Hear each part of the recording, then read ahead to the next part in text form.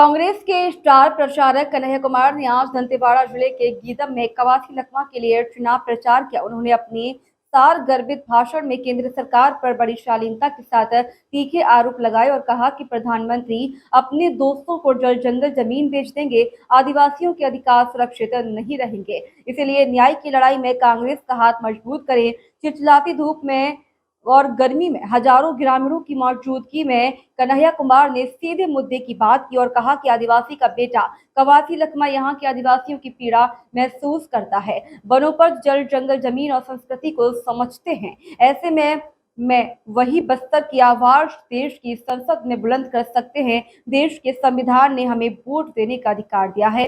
जो सरकार हमारी उम्मीदें पूरी ना करें, उसे बदलने के लिए 5 साल में चुनाव का अवसर आता है। हम वोट का महत्व समझे और स्कूल, सड़क, अस्पताल नहीं देने वाली, महंगाई, बेरोजगारी बढ़ाने वाली सरकार को बदल दें। नकली ग्राम सभा के जरिए हमारी खदानों को बेचने की साजिश रची जा रही है।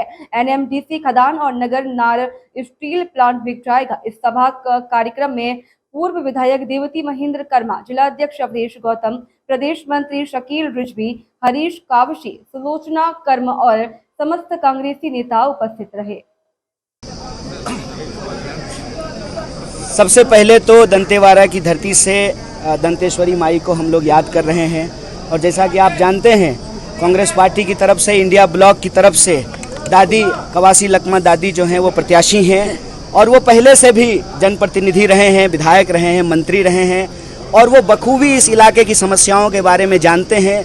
जो भी प्रमुख मुद्दे हैं, चाहे वो एनएमडीसी का मुद्दा हो, चाहे तेंदुपत्ता का दाम बढ़ाने का बात हो, उसको सही रेट देने का बात हो, इस इलाके में शिक्षा रोजगार की बात हो, स्वास्थ्य की बात हो, इन मुद्दों को विधानसभा में उठाते रहे हैं।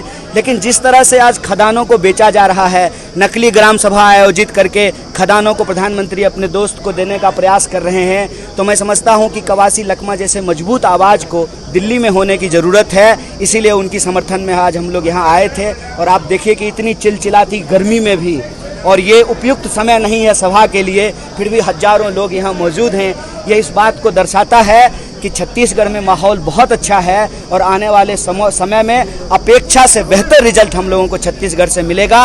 और पूरे देश में दिनों दिन ज्यों-ज्यों चुनाव नज़दीक आते जा रहे हैं, इंडिया ब्लॉक के प्रति जिस तरह लोगों का समर्थन बढ़ रहा है, उससे लगता है कि रोजगार और महंगाई को नहीं, महंगाई कम करने में और रोजगार को नहीं देने में जो मोदी जी की विफलता है, उसके प्रति लोगों में रोष है। लोग बदलाव चाहते हैं और इस बार 2024 में देश में बदलाव होगा। पैर होता है सर, झूठ बोलने में कोई जीएसटी लगता है, मुंह ही है, आप कुछ भी बोल दीजिए तो गनीमत है। 400 पार बोल रहे हैं, नीतीश जी तो 4000 पार बोल दिए हैं, इसका कोई मतलब है?